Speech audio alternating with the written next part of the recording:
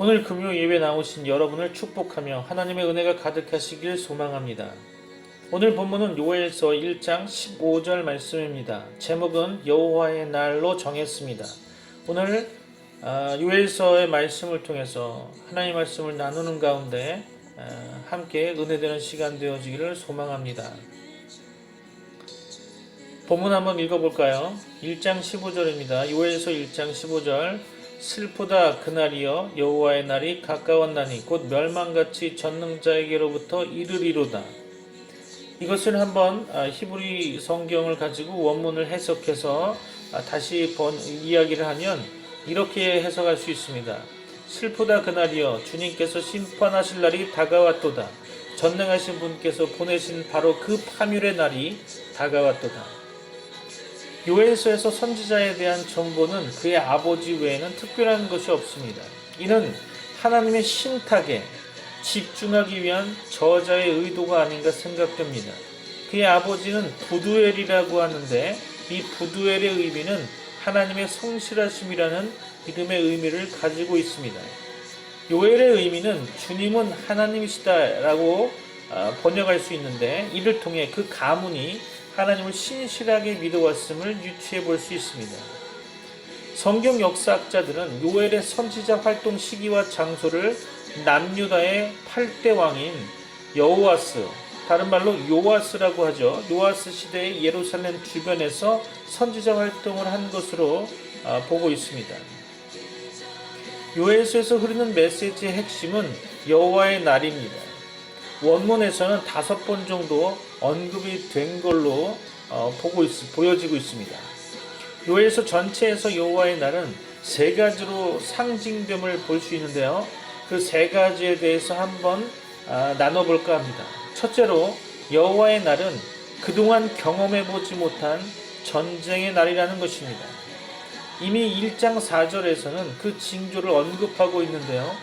팥중이가 남긴 것을 메뚜기가 먹고 메뚜기가 남긴 것을 느치가 먹고 느치가 남긴 것을 황충이 먹었도다. 이 메시지가 역사적으로 나타났습니다. 강대국들이 이스라엘을 점령하였는데 신약 성경 역사서에서 기록되고 있는 것을 토대로 보면 남유다는 바벨론이 정복하였다가 다음으로 메대와 바사, 미디아와 페르시아 연합군에 의해 짓밟혔으며 헬라, 다시 말해서 그리스에 의해 또 정복당합니다. 마지막으로 예수님 당시엔 로마에 의해서 지배당합니다. 이 메시지를 통해 하나님은 대비할 것을 말씀하고 있는 것입니다. 1장 13절로 14절 말씀을 보면 제사장들아 너희는 굵은 배로 동이고 슬피 울지어다.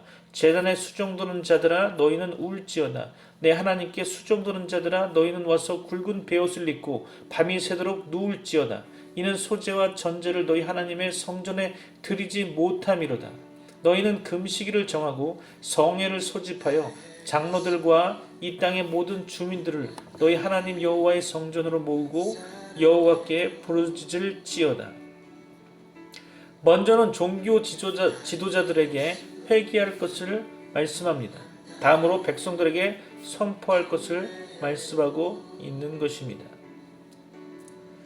둘째로 여호와의 날은 그동안 경험해보지 못한 심판의 날을 나타내고 있습니다. 여호와의 날이 임박할 때 일어나는 것은 3가지입니다. 요엘서 2장 1절로 2절 말씀 볼까요? 시온에서 나팔을 불며 나의 거룩한 산에서 경고의 소리를 질러 이 땅 주민들로 다 떨게 할지니 이는 여호와의 날이 이르게 됨이니라. 이제 임박하였으니 곧 어둡고 캄캄한 날이요 짙은 구름이 덮인 날이라. 새벽빛이 산 꼭대기에 덮인 것과 같으니 이는 많고 강한 백성이 이르렀음이라. 이와 같은 것이 옛날에도 없었고 이후에도 대대에 없으리로다. 강한 백성이 침입해 온다는 것입니다. 그리고 2장 3절에서 불이 그들의 앞을 사르며 불꽃이 그들의 뒤를 태우니 그들의 예전의 땅은 에덴 동산 같았으나 그들의 나중의 땅은 황폐한 들 같으니 그것을 피한 자가 없도다. 그 다음으로 불사름이 곳곳에서 일어난다는 것입니다. 이는 심판을 의미하는 것입니다. 이어 2장 11절에서 여호와께서 그의 군대 앞에서 소리를 지르시고 그의 진영은 심히 크고 그의 명령을 행하는 자는 강하니 여호와의 날이 크고 심히 두렵도다. 당할 자가 누구이랴. 심히 두려운 그 심판을 피할 수 없다는 것입니다. 그러나 하나님은 심판을 원하시는 분이 아니십니다. 2장 13절 14절에서 피할 방법을 제시하십니다. 너희는 옷을 찢지 말고 마음을 찢고 너희 하나님 여호와께로 돌아올지어다. 그는 은혜로우시며 자비로우시며 노하기를 더디하시며 인애가 크시사 뜻을 돌이켜 재앙을 내리지 아니하시나니 주께서 혹시 마음과 뜻을 돌이키시고 그 뒤에 복을 내리사 너희 하나님 여호와께 소제와 전제를 드리게 하지 아니하실런지 누가 알겠느냐.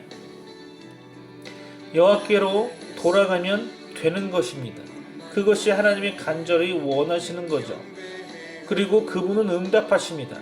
2장 18절에 백성들을 긍휼히 여기시겠다고 말씀하셨습니다. 2장 21절에는 큰일을 행하신다고 말씀하셨습니다. 인간으로서는 도저히 이해할 수 없고 감당이 안 되는 것입니다. 2장 23절의 말씀을 보면 이른 비와 늦은 비를 주신다고 말씀하십니다. 바로 형통의 복이라는 거죠. 마지막으로 2장 28절에 미래에 되어질 일들을 약속하셨습니다. 이는 성령의 임재라는 것입니다. 셋째로 여호와의 날은 궁극적으로 구원과 축복의 날을 의미하고 있습니다. 다시금 2장 28절로 32절에서 하나님은 약속을 주십니다. 그 후에 내가 내 영을 만민에게 부어주리니 너희 자녀들이 장래일을 말할 것이며 너희 늙은이는 꿈을 꾸며 너희 젊은이는 이상을 볼 것이며 그때 내가 또 내 영을 남종과 여종에게 부어줄 것이며 내가 이적을 하늘과 땅에 베풀리니 곧 피와 불과 연기 기둥이라. 여호와의 크고 두려운 날이 이르기 전에 해가 어두워지고 달이 핏빛같이 변하려니와 누구든지 여호와의 이름을 부르는 자는 구원을 얻으리니 이른 나 여호와의 말대로 시온산과 예루살렘에서 피할 자가 있을 것이며 남은 자 중에 나 여호와의 부름을 받을 자가 있을 것임이니라. 한글 성경 요엘서 2장 28절로 32절은 히브리 성경에서는 3장 1절로 5절 말씀으로 기록되어 있습니다. 아주 중요한 회복의 메시지로 따로 구분해 놓았다는 의미인 것 같습니다. 전쟁 중에 심판 중에 하나님은 피할 길을 주시고 구원의 길을 열어주셨습니다. 그것은 우리의 노력으로는 안 되는 것이며 하나님의 절대적인 주권에서만 가능한 것입니다.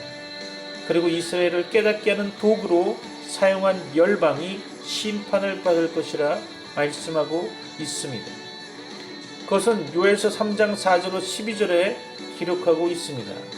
참고로 한글 성경 3장 1절로 21절은 히브리 성경에서는 4장 1절로 21절에 기록되어 있습니다. 아울러 하나님은 3장 20절 21절에서 이스라엘 백성을 복 주실 것을 언급하고 있습니다. 마무리합니다. 우리의 삶이 전쟁과 같은 고통스러운 삶이라 할지라도 하나님의 심판으로 대가 지불하는 기간이 있다 할지라도 하나님은 결코 자신의 백성을 포기하여 사단에게 내어주는 바는 없습니다. 반드시 하나님은 하나님의 백성을 찾으시고 회복시키시고 온전히 하나님의 백성으로 만들 것입니다. 그것을 기대하며 삶을 이뤄가는 그런 것이 바로 신앙생활이라는 것입니다. 여러분, 앞날에 하나님의 축복이 임하기를 소망합니다. 기도하시겠습니다.